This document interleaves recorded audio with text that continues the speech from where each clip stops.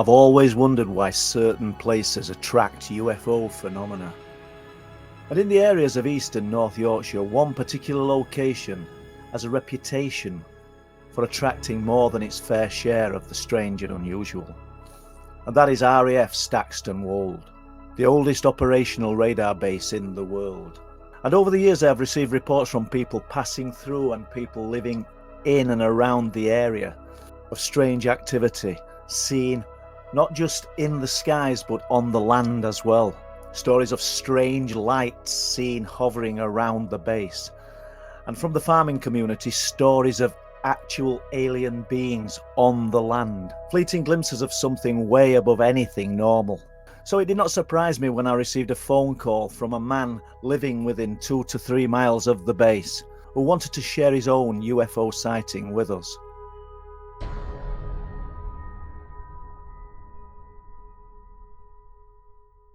Well, we've come to Cayton today to talk to Gordon, who's had some, well, really interesting UFO sightings, and hopefully we'll get a view of the area where he's seen them shortly after we've had a little chat about one of the most dramatic sightings that he had.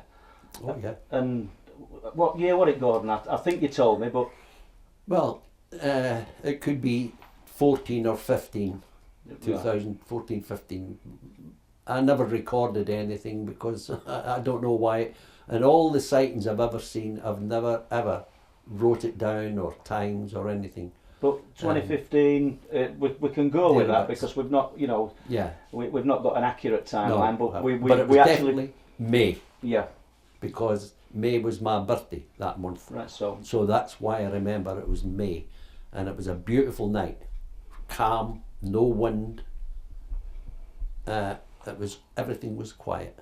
And I was lying in bed. I just got to bed, and I always go to bed very, very late. Always. So we're thinking it's after 12? 12, just before or just after. Okay. It was very late, I know that, because that is my habit. Yeah. And I was lying in bed, looking out the window, because the blinds were open, and all of a sudden I saw this orange light floating about from the left, from where I was looking. And it was going up and down, and going forward, going backwards, going down to near the ground. Then it was going up again. And I watched it for 10 minutes. And I thought, that's really strange, weird thing. And I woke my missus up, Jean. I says, come and see this.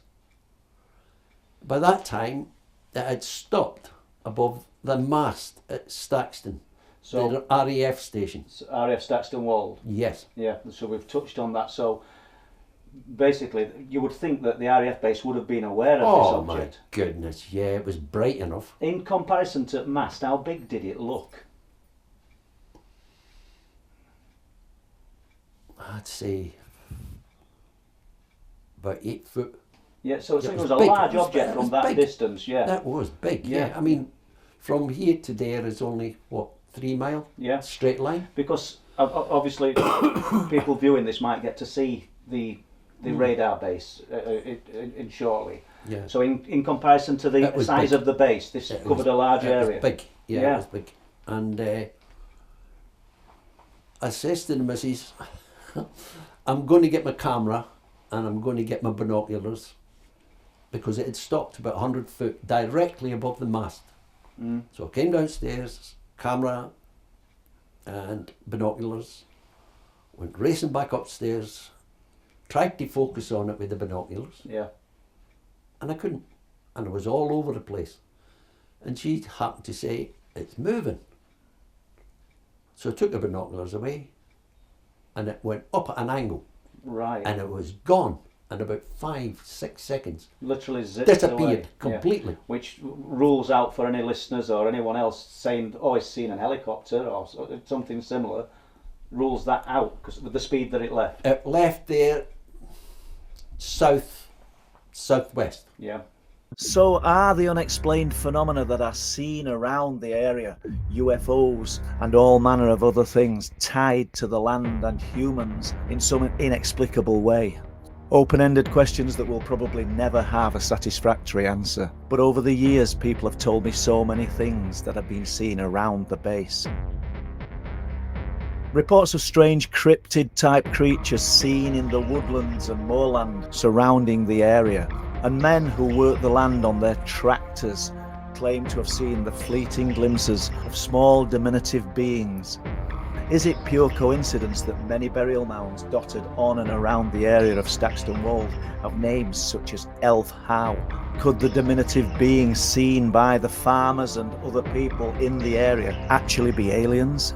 Or is it the Fae, the strange diminutive creatures of folklore who have been documented throughout man's journey over the years?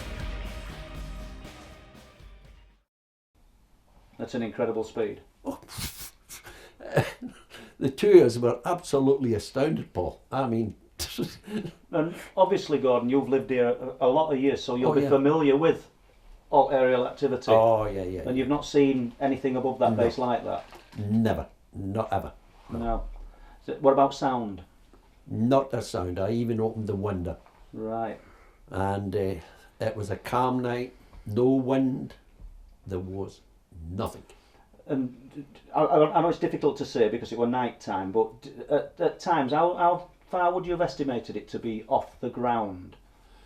I would say it came down to about 20 foot from them hills. Because you described it as moving up and down. Yeah? Oh yeah, it came down low on them hills. I would estimate about 20 foot. I thought it was going to land it at some point because of the way it was behaving.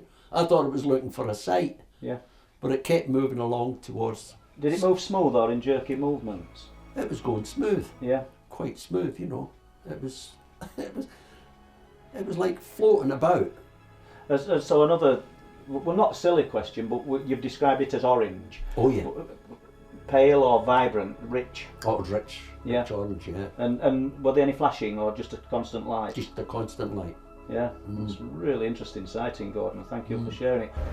After leaving Gordon's home, it was obvious that he'd seen something very unusual that night in 2015. The UFO had left a mark on his mind, causing him to turn the images of what he saw that night over and over, trying to find answers where answers don't exist.